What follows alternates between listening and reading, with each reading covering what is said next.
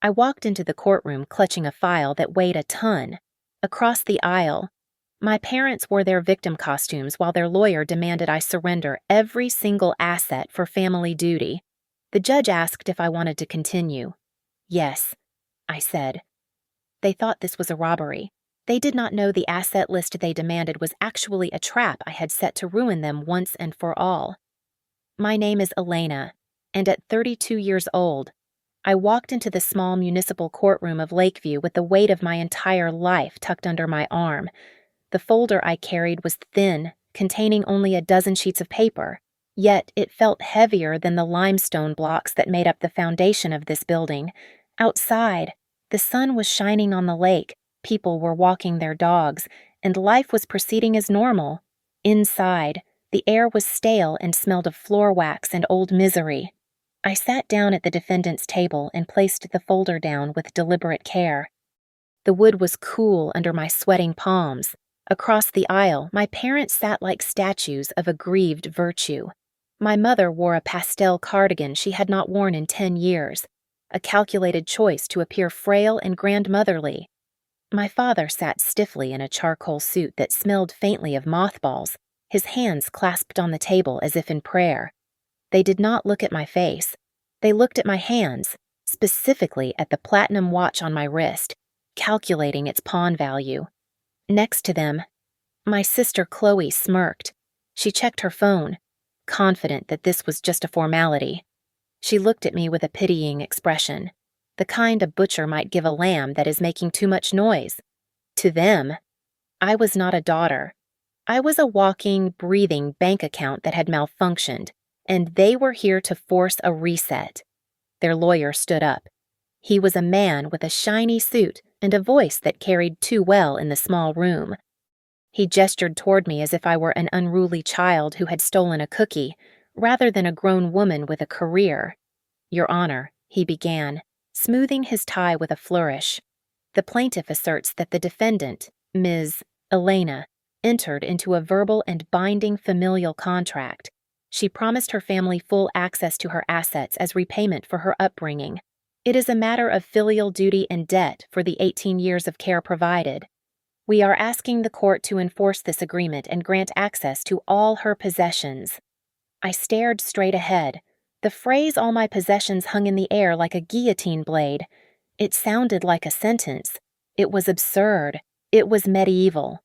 Yet here we were, in a modern American courtroom, debating whether my blood ties obligated me to bankrupt myself for their comfort. They were trying to turn love into a legally binding invoice.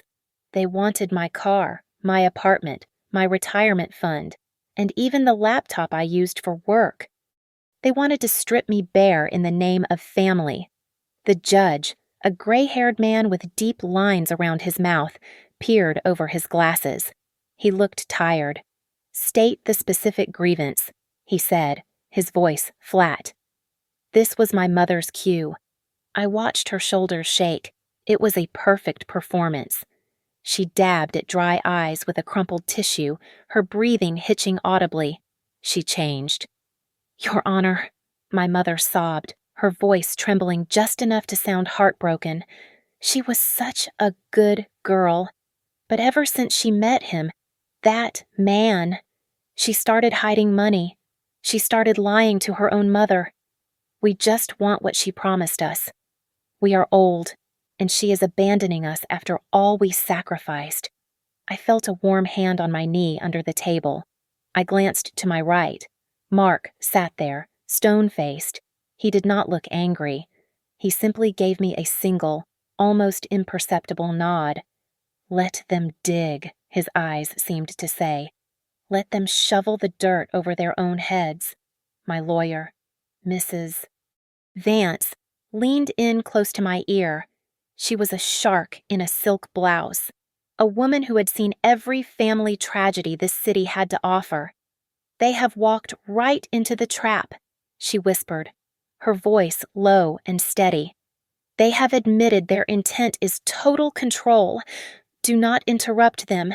Let the record show every single lie." I turned back to face the judge. I kept my face blank, masking the rage that churned in my stomach. I remembered the mantra my mother had drilled into me since I was a toddler, the words she used to shackle me. Elena is the good one. Elena is easy to mold. Elena understands. She was right. I did understand. I understood that they were parasites. I understood that they would never stop until they had consumed everything I had built. And I understood that today. I was going to give them exactly what they asked for, but in a language they were not prepared to read. They wanted an accounting of my life. I was about to give it to them. My childhood was a long, grueling lesson in aerodynamics. I learned early on how to make myself small, sleek, and silent, so that the turbulence of our household flowed over me without impact. I spoke only when necessary. I cleaned messes I did not create. I became invisible because invisibility was the only safety feature available to me. In our house, peace was not a natural state of being. It was a luxury item I had to purchase with my own silence. Then there was Chloe. My sister was the sun, and the rest of us were just terrified planets hoping not to burn up in her orbit. If Chloe screamed for a toy she saw on television, my parents called it spirit or personality. If I asked for a new pair of shoes for gym class because my toes were curling inside the old ones, they called it selfishness. They would look at me with weary disappointment, their eyes saying more than their mouths ever did. "Why do you always have to be so demanding?" My mother would ask, wiping a counter that was already clean. When I entered the workforce, the dynamic shifted from emotional theft to financial extraction. It was subtle at first. It was never stealing. It was always borrowing. It was $50 for the electric bill because my father was short that week. It was $200 for car repairs because Chloe needed to get to an interview she would eventually sleep through. They used soft, harmless phrases like, "keep it safe for you," or "family pot." I worked as a risk analyst at a firm I will call Viridian Logic. It was a boring, corporate-sounding job that dealt with high-stakes financial modeling. I made good money, but I guarded that information like a state secret. To my family, I was just a clerical worker pushing papers. I drove a used Honda with a dent in the bumper. I wore clothes from discount racks when I visited them. I knew that if they smelled money, they would descend on me like locusts on a wheat field. Whenever I tried to say no to their requests, they shifted tactics. They never yelled. Yelling leaves echoes and neighbors might hear. Instead, the house would go dead silent. My mother would sit at the kitchen table, staring blankly at the wall, sighing loudly enough to be heard 3 rooms away. My father would refuse to eat dinner, pushing his plate away like a martyr. They weaponized their own existence against me. "We fed you," my mother would whisper to the air, not looking at me. "We gave you life, and this is how you pay us back by counting pennies." I lived with an invisible debt counter hovering above my head. I owed them for every meal I ate as a child, for the roof over my head, for the inconvenience of my birth. The wake-up call came when I was 25. I went to the bank to withdraw money for a deposit on my first apartment. The teller looked at me, confused, and tapped her screen. "Ms. Elena, that account was emptied yesterday," she said. I froze. "What? Your mother made a withdrawal at the downtown branch. Since she is a joint owner." I felt the blood drain from my face. I remembered being 21, signing a paper my mother said was to protect me in case of an emergency while I was traveling. I realized then that I was not a daughter to them. I was a savings bond that had finally matured. I did not confront them that day. I did not scream. Instead, I started a file. I began recording everything. Every bank transfer. Every text message asking for cash. Every Venmo request. Every time they said, "We will pay you back next week." I did not do it for revenge. Not back then.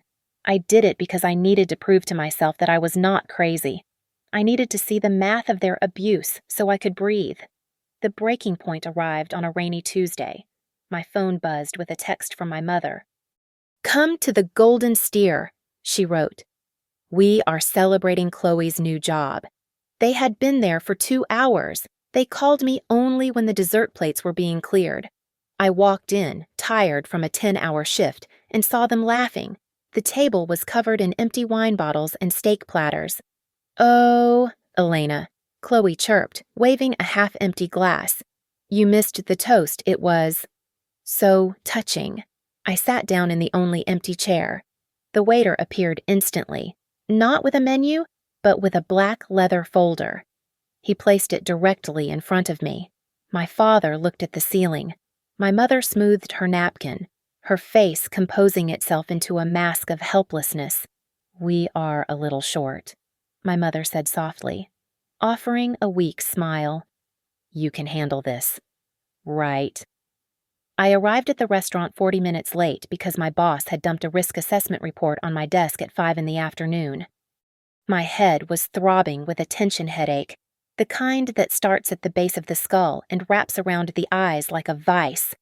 When I walked into the private dining room, the air smelled of roasted lamb and expensive red wine. The party was clearly over. The table was a graveyard of dirty dishes. Empty wine bottles stood like sentries guarding the mess.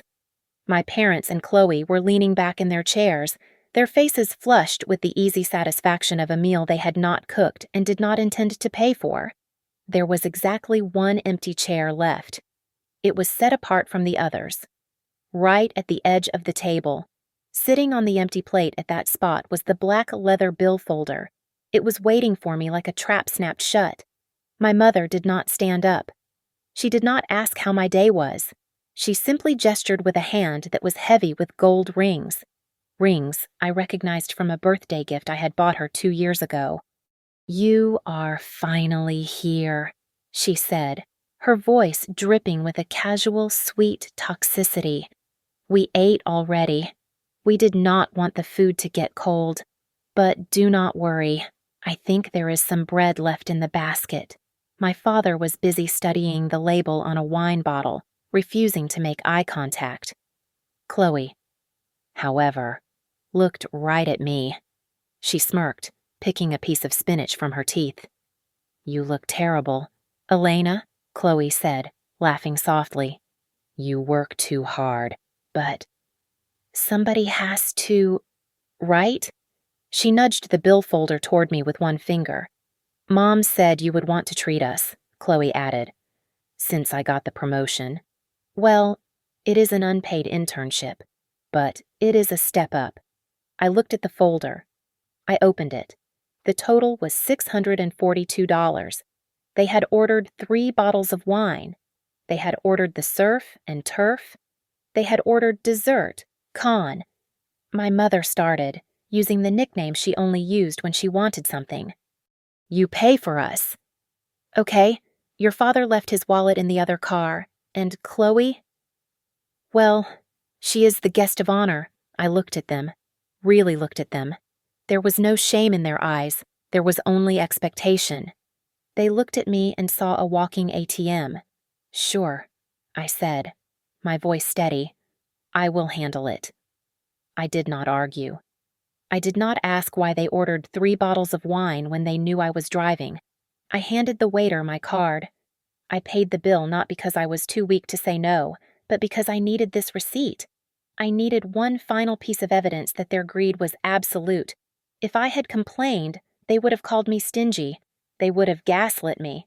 By paying silently, I removed their ability to play the victim. That night, back in the silence of my apartment, I did not cry. I opened my laptop and pulled up a spreadsheet I had named Project Exodus. I entered the $642 into the row for that day. Then I zoomed out. The numbers were staggering. $300 for groceries last week, $80 for my father's phone bill, $2,000 for a loan to help Chloe fix her car 6 months ago. The sum at the bottom of the column was enough for a down payment on a house. I had been financing their lives while I was eating instant noodles to save money. I sat there in the dark, the blue light of the screen illuminating my face. I did not send them an angry text. I did not post a passive-aggressive status on social media. I went to my banking portal. Click. I changed the password to my main account. Click. I reported the supplementary credit card I had given my mother for emergencies as lost and stolen. Click. I canceled every single recurring transfer. The electricity bill for their house, the cable subscription, the gym membership Chloe never used. Then, I picked up my phone and emailed a lawyer named Mrs. Vance. I did not want to sue them. Not yet. I just wanted to draft a formal separation of assets. I wanted a legal wall so high they could never climb over it again. 2 weeks passed in silence. Then, on a Friday evening, my phone buzzed. It was a text from my mother. "Come to the Italian place on 4th Street. She wrote, "We are already here. We ordered appetizers. Do not be late. They did not ask if I was free. They did not ask if I had plans. They just assumed the wallet would show up on command." I stared at the screen for a long moment. I felt a cold, sharp clarity in my chest. "Okay." I typed back. I put on my coat. I grabbed my purse. This was the last time they would ever smile when they saw me walk through the door. They thought their safety net was arriving. They had no idea I was bringing the scissors. The dinner was a precise reenactment of every family gathering I had endured for the last 10 years. They chose the most expensive items on the menu without glancing at the right side of the page where the prices were listed. My father ordered a porterhouse steak, medium rare. My mother ordered the sea bass with truffle oil. Chloe, flushed with the excitement of an audience, ordered 2 appetizers just for herself and a bottle of imported sparkling water. Her new boyfriend, a man who wore sunglasses indoors and spoke too loudly about cryptocurrency, ordered the most expensive scotch on the shelf. They laughed loudly, their voices carrying over the low hum of the restaurant. They told stories I had heard 1,000 times, clinking glasses and acting like royalty holding court. I sat at the end of the table, nursing a single iced tea and a small house salad. I was not a participant. I was the punctuation mark at the end of their sentence, necessary only to close the transaction. They barely looked at me, except to hand me their empty bread plates to stack. When the bill finally arrived, the waiter placed it in the center of the table. The conversation did not pause. No one reached for their wallet. My father patted his pockets theatrically but made no move to retrieve anything. Chloe just kept scrolling on her phone, showing her boyfriend a meme. The assumption was as heavy and invisible as gravity. Elena handles it. I stood up. My mother looked up, smiling that tight, expectant smile. Going to the restroom, she asked, "I need to speak to the manager," I said calmly. I walked over to the podium where the shift manager, a man named David whom I had met during previous forced dinners, was reviewing receipts. I made sure to stand just close enough to our table that my voice would carry if they were listening, but low enough to remain polite. "David," I said, "I just want to confirm something regarding Table 4. Is there an active payment authorization on file for that party?" David tapped his screen, frowned, and shook his head. "No, Ms. Elena. The card ending in 458 was declined yesterday and removed from the system per the bank's instruction. There is no open tab." I saw my mother's head snap toward us. Her smile faltered. The color drained from her face, leaving her rouge looking like clown paint. I walked back to the table and sat down. I picked up the leather folder, opened it, and calculated my share. It came to $22.50. I pulled out exactly $25 in cash and placed it on the table. "What are you doing?" Chloe asked, her voice high and annoying. "Just put it on the card." I looked her dead in the eye. "I am not paying for this," I said, my voice steady and devoid of warmth. "I have put down cash for my salad and my tea. Each of you will have to pay for your own portion." The silence that followed was absolute. It was the silence of a vacuum where all the oxygen had been sucked out. Chloe laughed. A short, nervous bark. That is not funny. "Elena, stop being weird." "I am not joking," I replied. My father's face turned a deep, dangerous shade of red. He leaned forward, his hands gripping the tablecloth. "Now you listen here," he hissed, his voice trembling with indignation. "We are a family. You do not humiliate us in public like this. You promised." "I promised nothing," I cut in, my voice sharp. "I said I would come to dinner. I did. I ate. I paid for what I ate." My mother looked around the restaurant, terrified that the people at the next table were watching. To her, public embarrassment was a fate worse than death. She reached for my hand, her fingers cold and clammy. "Elena, please," she whispered, her eyes wide and wet. "Do not do this. Just pay it this one time. We can talk later. Please, people are staring. Let them stare," I said. I did not raise my voice. I did not cry. I simply sat there, watching them realize that the safety net they had bounced on for a decade was gone. Chloe's boyfriend, sensing the shift in atmospheric pressure, suddenly stood up. He patted his pockets and pulled out his phone, which was clearly blank. I have to take this," he stammered, backing away from the table. "It is my boss. Huge emergency." He turned and walked briskly toward the exit, leaving Chloe staring at a bill that amounted to $300 just for her share. Her jaw dropped. He left Chloe squeaked. "It looks like it," I said. I stood up and buttoned my coat. My father was fumbling for a credit card he had not used in years, muttering curses under his breath. My mother was digging through her purse, looking for cash she did not have. Chloe looked like she was about to vomit. I walked past them. I did not look back. I walked out of the restaurant and into the cool night air. For the first time in my life, the silence following a family dinner did not feel like abandonment. It did not feel like I was being punished. As I walked to my car, I took a deep breath. The air tasted cold and sharp. It tasted like freedom. The peace I felt in the parking lot shattered exactly 45 minutes later. My phone began to buzz against the nightstand, a relentless, angry vibration that refused to stop. It was not just a call. It was an assault. I watched the screen light up in the dark room. Mom calling, Mom calling, Mom calling, 12 times in a row. Then came the texts. They pinged one after another, filling the silence of my apartment with the digital noise of guilt. "Elena, sweetie, pick up the phone. We are worried about you. Who is putting these ideas in your head? Is it a coworker? Is it that man you are seeing? You are not yourself. Please answer. Your father is having chest pains." I stared at the ceiling. I knew for a fact my father's heart was fine. His cholesterol was lower than mine. This was the hook. If I did not bite, they would switch bait.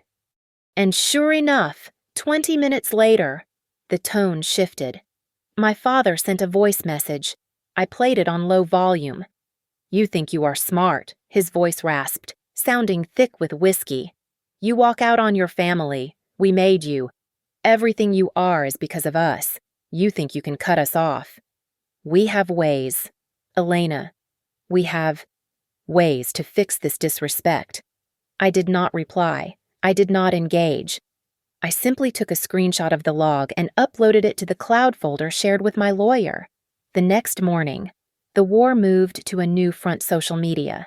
My sister, Chloe, posted a black square on her profile with a caption that was vague enough to be deniable but specific enough to rally the troops. "It is so hard when the people you love turn into strangers," she wrote. "Some people forget where they came from as soon as they see a little money.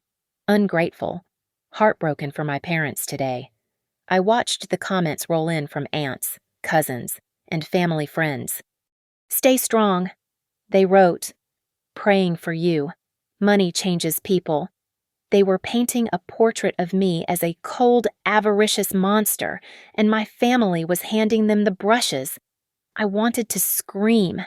I wanted to comment and post the receipts, the years of bank transfers, the paid bills. But I remembered Mrs. Vance's advice, "Do not give them fuel." I sent exactly one message to the family group chat before blocking notifications. I am no longer funding this lifestyle. Do not contact me about money again. Then, I turned my phone face down. 3 days later, the threat moved from emotional blackmail to actual theft. I was at my desk at Veridian Logic when my personal email chimed with a high-priority alert from my bank. Security alert failed login attempt. I opened the details. Someone had tried to access my primary savings account using the answers to my security questions. The location of the IP address was not a hacker in a foreign country. It was a residential address in the suburbs. My parents' house. They were trying to break into my finances using the name of my first pet and my mother's maiden name. I called Mrs. Vance immediately. They tried to breach the account, I said, my hand shaking slightly as I held the mouse. I know. Mrs. Vance replied, her voice crisp and professional. And they are escalating. I just received a letter from a lawyer representing them. They are preparing a civil suit. Elena. They are claiming that you are in breach of a verbal contract regarding familial support. They are calling it a debt of upbringing. That is insane, I said. That cannot be legal. It is a stretch, Mrs. Vance admitted, but they are combining it with something else. Have you spoken to your Aunt Sarah? No? I said. Why they are building a narrative, Mrs. Vance said, her tone dropping an octave. They are telling people you are mentally unstable. They are telling relatives that the pressure of your job has caused a psychotic break and that you are making irrational financial decisions. They claim you are a danger to your own future. I felt the blood in my veins turn to ice. It finally clicked. They want a conservatorship, I whispered, or something like it. They want to prove I am crazy so they can take control of my assets legally. Exactly, Mrs. Vance said. They know they cannot win on the merits of the debt, so they are going to try to destroy your credibility. They want to humiliate you so badly that you settle just to make it stop. I hung up the phone and looked out the window at the city skyline. I felt a cold, hard knot form in my stomach. This was no longer about a dinner bill or a few missed loan payments. This was about ownership. They did not just want my money, they wanted to own me. They were willing to burn my reputation to the ground if it meant they could sift through the ashes for gold. I looked at the reflection of my face in the dark computer monitor. They thought I was breaking. They thought I was the scared little girl who hid in her room to avoid trouble. They were wrong. Bring it on, I said to the empty office. The conference room in Mrs. Vance's office became our war room. We were no longer dealing with family dynamics. We were dissecting a financial crime scene. The table was covered in years of my life printed out on white paper. We spent 3 days sifting through thousands of text messages, emails, and bank statements. The pattern was nauseatingly clear. Every request started with the word borrow, but every reaction to a delay screamed entitlement. Mrs. Vance slid a single sheet of paper across the mahogany table. It was a photocopy, grainy and slightly crooked, but the handwriting was unmistakable. "Do you recognize this?" she asked, her voice devoid of emotion. I looked at the document. It was titled Family Commitment Agreement. My eyes scanned the bottom. There, in shaky blue ink, was my signature. It was dated 13 years ago. I was 19 years old. I remember this, I stammered, feeling the room spin slightly. Mom took me to a notary near the university. She said it was for health insurance. She said since I was no longer a minor, I needed to sign a waiver so they could make medical decisions if I was in a coma. She said, "Just sign it, honey. We are double parked." Mrs. Vance tapped a paragraph in the middle of the page. The language was flowery and vague, buried between lines about medical proxy. The undersigned agrees that future assets acquired shall be considered a contribution to the familial unit in times of necessity, subject to parental discretion. "It is a trap," I whispered. "They baited a hook for a teenager. I felt a wave of shame so hot it burned my neck. I had signed away my future because I trusted the people who raised me. I felt stupid. I felt like the gullible child they always claimed I was. "Stop, Mrs." Vance said sharply. "Do not blame the victim. This is a grift. And the thing about grifts, Elena, is that they require maintenance. And maintenance leaves a trail." She opened her laptop. The document claims this was an asset agreement. But look at the date, August 14th, 2012. "We found the notary." "You found him," I asked. "He is retired now, but he keeps excellent records. He remembers your mother. He remembers her because she was rude to his secretary about the waiting time. And more importantly, we dug up the appointment confirmation email from your mother's old Yahoo account." Mrs. Vance turned the screen toward me. There it was. A digital ghost from the past. Subject urgent. Medical proxy and insurance waiver notarization.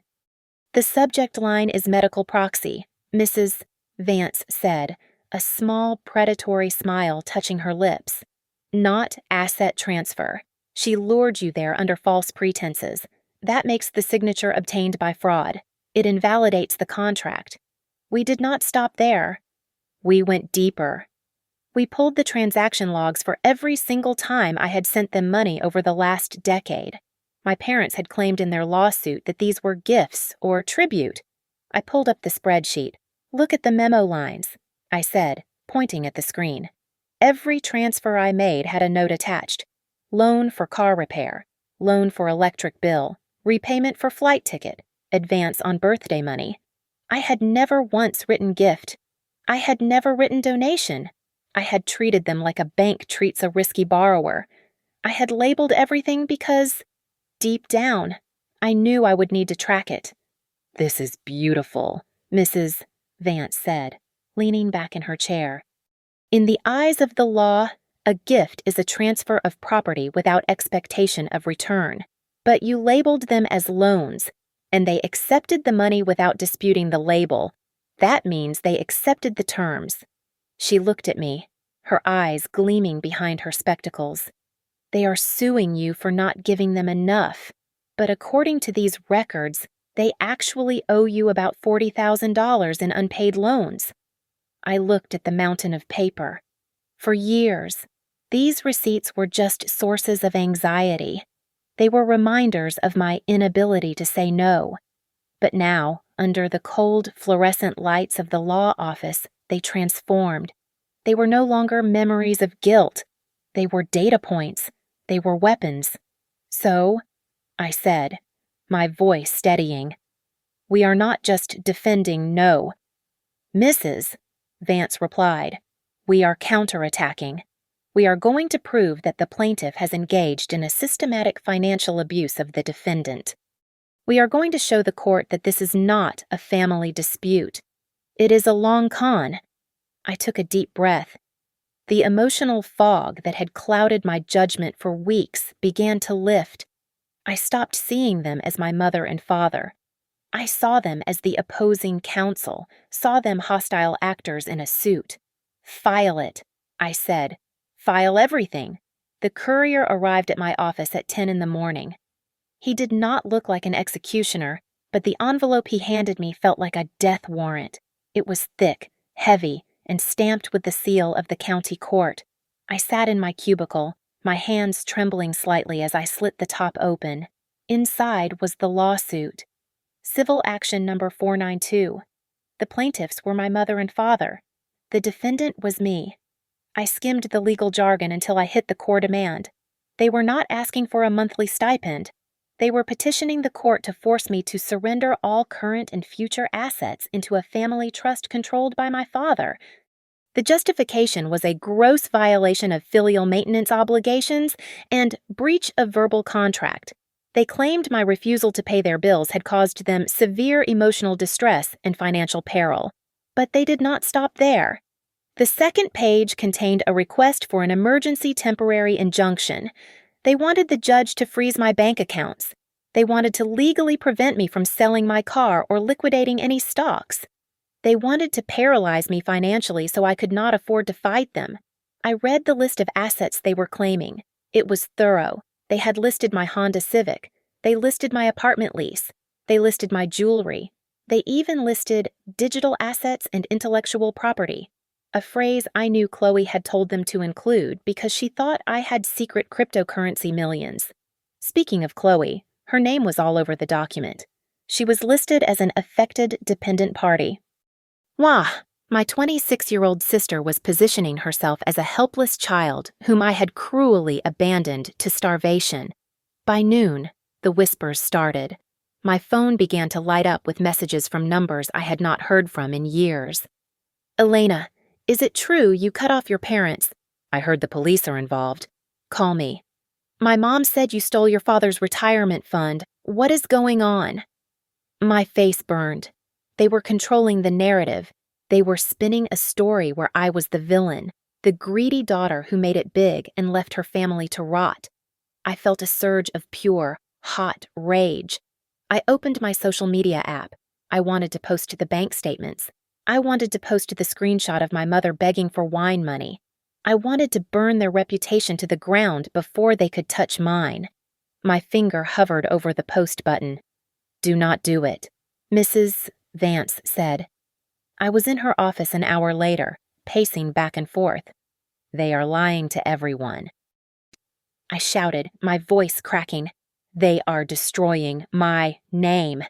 Mrs. Vance, I have to defend myself. Mrs. Vance sat calmly behind her desk, watching me with cool, detached eyes. If you post that, you look defensive, she said. You look messy. You turn this into a he said, she said drama on the internet. That is what they want. They want a mud fight because they live in the mud. You do not. She pointed a pen at me. Do not give them a stage. Give them court. Let them lie to their friends. We will save the truth for the judge. Silence is loud. Elena, let it be loud. I lowered my phone. She was right. What do? I asked. The judge has ordered a preliminary disclosure of assets. Mrs. Vance said, they want a list of everything you own.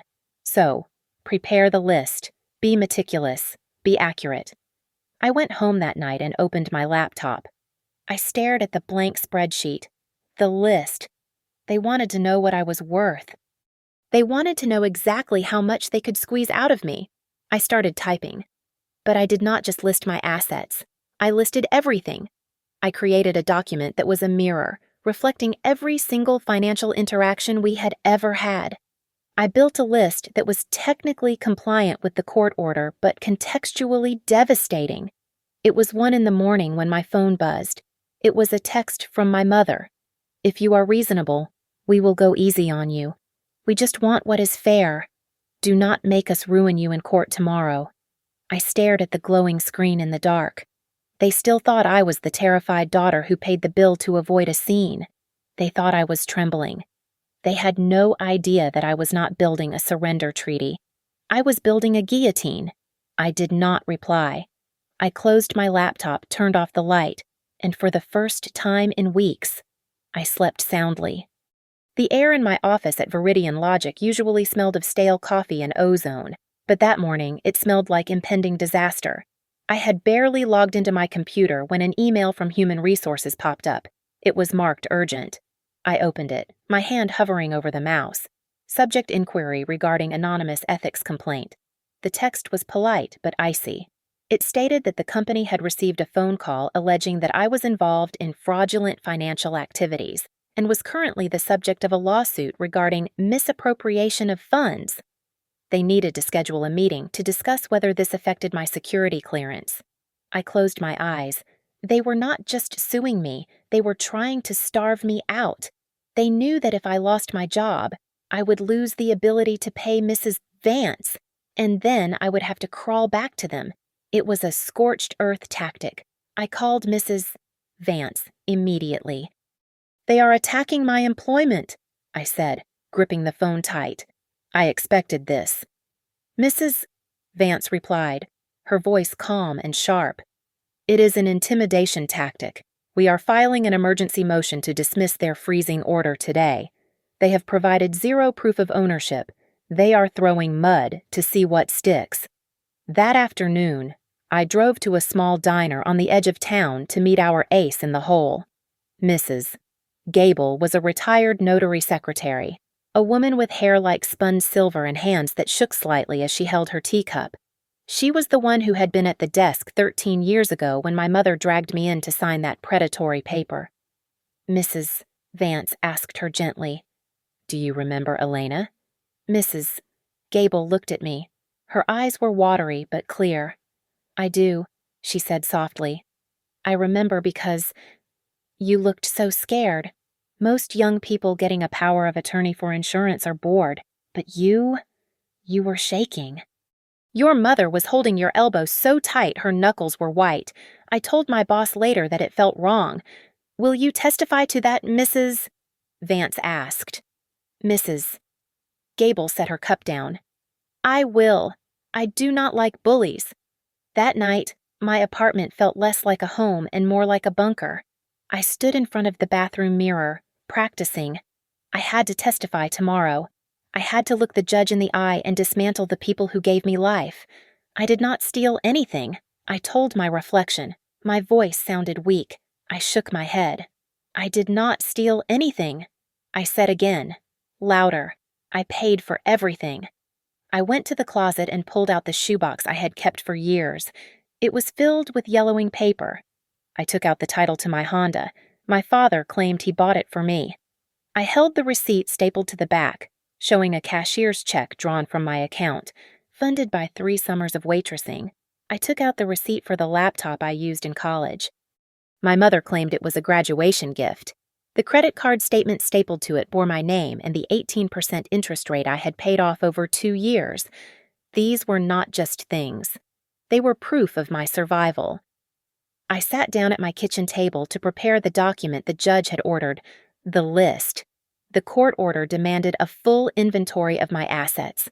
My parents expected me to list the balances and values so they could divide the spoils. I began to type. I listed every asset, just as requested, but next to every single item, I added a column titled Source of Funds. Item 2018 Honda Civic. Value $12,000. Source personal wages. Verified by W-2 forms from 2017 and 2018. Item apartment security deposit. Value $2,000. Source personal savings account ending in 458. I did not stop there. I added an appendix. I listed every loan I had given them. I linked every dollar they claimed I stole to a specific bill I had paid on their behalf. It was 3 a.m. when I finally printed the document. It was thick. It was heavy. It was the truth weaponized into a spreadsheet. I lay in bed, staring at the dark ceiling. I was exhausted, but I could not close my eyes. I was not awake because I was afraid of losing. I was awake because I was waiting. I was waiting for the sun to rise so I could walk into that courtroom and say the word no in the only language my family would ever respect the law. The hearing began at 9 a.m. sharp. The courtroom was a stage, and my family had rehearsed their lines to perfection. My father took the stand first, his voice trembling with a mixture of sorrow and righteous indignation. He spoke for 20 minutes about the sacrifices of fatherhood, about the nights he spent working to put food on the table, painting a picture of a devoted patriarch betrayed by a greedy child. Every time he paused, my mother dabbed at her eyes with a lace handkerchief, her shoulders shaking in a rhythm that matched his cadence perfectly. Beside her, my sister Chloe sat with her arms crossed, shaking her head periodically as if she could not believe the depth of my betrayal. Their lawyer, Mr. Henderson, stood up and buttoned his jacket. He looked at me with the confidence of a man who had already spent his commission check. "Your Honor," Mr. Henderson boomed, his voice filling the room. "The plaintiff requests a summary judgment. We ask that the defendant be ordered to surrender all assets immediately. We demand full transparency and the transfer of all possessions she holds. As per the verbal contract of familial support, The judge, a woman named Judge Reynolds, who had a reputation for zero tolerance for theatrics, looked over her spectacles. She turned her gaze to me. "Does the defense have the inventory of assets as ordered by this court?" she asked. I stood up. My legs felt solid. My hands were steady. I picked up the thick document I had printed the night before. "Yes, Your Honor," I said. "I have prepared a comprehensive list of all financial flows and current asset standings involving the plaintiffs." I walked to the front of the room and handed the document to the court clerk. I moved with a calm that seemed to irritate my mother. She stopped crying for a second to glare at me, her eyes narrowing. She expected me to be a mess. She expected me to be begging. Instead, I was handing over the paperwork like a CEO closing a merger. Mr. Henderson smirked. He leaned over to my father and whispered loudly enough for me to hear. "Finally, she is cooperating. Now we just pick what we want." Judge Reynolds took the document from the clerk. She flipped open the cover page. Her eyebrows shot up. She paused, reading the first few lines, then looked up at the bailiff, a burly man standing by the wall. "Bailiff," Judge Reynolds said, "please read the itemized summary into the record for verification." My mother sat up straighter. She smoothed her skirt, her face brightening with anticipation. She was ready to hear the words savings account, investment portfolio, and real estate. She looked like a pirate waiting for the treasure chest to be opened. The bailiff cleared his throat. He adjusted his glasses and looked at the paper. "Item 1.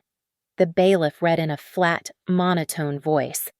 "Outstanding personal loan issued by defendant to plaintiff A, father, dated March 3rd, 2016.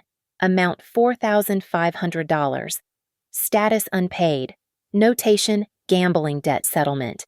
The silence that followed was instant and absolute. My father's jaw dropped. The smirk vanished from Mr. Henderson's face. The bailiff continued, relentless as a metronome. "Item 2. Outstanding personal loan to plaintiff B, mother, dated July 10th, 2017. Amount $2,000. Status unpaid. Notation emergency medical funds, verified used for cosmetic dental surgery." My mother gasped, her hand flying to her mouth. She looked at the judge, then at me, her eyes wide with panic. This was not the list she wanted. This was an indictment. Item 3. The bailiff droned on. Series of 34 microloans transferred to beneficiary Chloe. Last name redacted. Between 2018 and 2023. Total principal amount $12,800. Chloe froze. Her face went from a mask of arrogant pity to a sheet of white paper. She gripped the edge of the table, her knuckles turning ivory. "Objection, Mr. Henderson shouted, jumping to his feet. This is not—" "Sit down. Counsel," Judge Reynolds snapped, her voice cracking like a whip. "You asked for a full accounting of assets and financial standing. The defendant is providing a ledger of accounts receivable. Bailiff, continue." Item 4. The bailiff read, turning the page loudly in the silent room. "Fraudulent withdrawal via joint access loophole. Dated November 1st, 2012. Amount $6,000. Beneficiary the plaintiffs. Status under investigation for theft by deception." My father slumped in his chair. The air had left the room. They had come here to strip me of my possessions. They did not realize that my most valuable possession was my memory, and I had kept the receipts for every single scar they had given me. The bailiff continued to read, his voice becoming a monotonous drumbeat of my family's greed. He recited page after page of bank transfers classified as loans, paired with the printed text messages I had saved where my father promised to pay me back as soon as the pension check clears. He read the total amount owed, a number that hovered near $50,000. Then he turned to the appendix. He read the summary of the family commitment agreement, noting the attached affidavit from the notary and the recovered email proving the document was signed under the false pretense of medical insurance. Judge Reynolds leaned forward, her face hard as granite. She looked at my parents, who were now shrinking into their chairs. "Mr. Henderson," the judge said, her voice dangerously quiet. "You filed a suit claiming the defendant owes a debt of upbringing. Yet, the documentation before this court suggests the only actual debt exists in the reverse direction. Your clients do not appear to be creditors. They appear to be liabilities." Mrs. Vance stood up. She did not smile. She looked like an executioner who had just sharpened her blade. "Your Honor," she said clearly, "the defense moves for an immediate dismissal of the plaintiff's demand for asset seizure. Furthermore, we ask the court to sanction the plaintiffs for abuse of the legal process. They have used this courtroom as a tool for financial control and harassment based on fraudulent claims." My mother tried to cry again. She let out a sob, looking around the room for sympathy. But the air had changed. The clerk was typing furiously. The bailiff looked bored. The judge looked disgusted. Facts had finally suffocated her performance. There was no oxygen left for her manipulation. Suddenly, Chloe stood up. The silence was too much for her. "But this is not fair," she screamed, her voice shrill and breaking. "She has the money. She works at a big firm. She is supposed to pay. She is the older sister. That is how it works." The courtroom went dead silent. Chloe slapped her hand over her mouth, realizing too late that she had just confessed to the entitlement that was the root of this entire case. She had stripped away the filial duty mask and revealed the ugly truth they simply believed they had a right to my wallet. Judge Reynolds slammed her gavel down. The sound was like a gunshot. "Sit down," the judge ordered. "That is quite enough." She looked at my parents. "The petition to seize the defendant's assets is denied in its entirety. The temporary restraining order on her accounts is lifted immediately.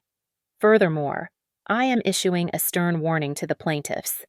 If you file another motion regarding this individual's finances without concrete proof of a legal contract, I will hold you in contempt." She turned to me.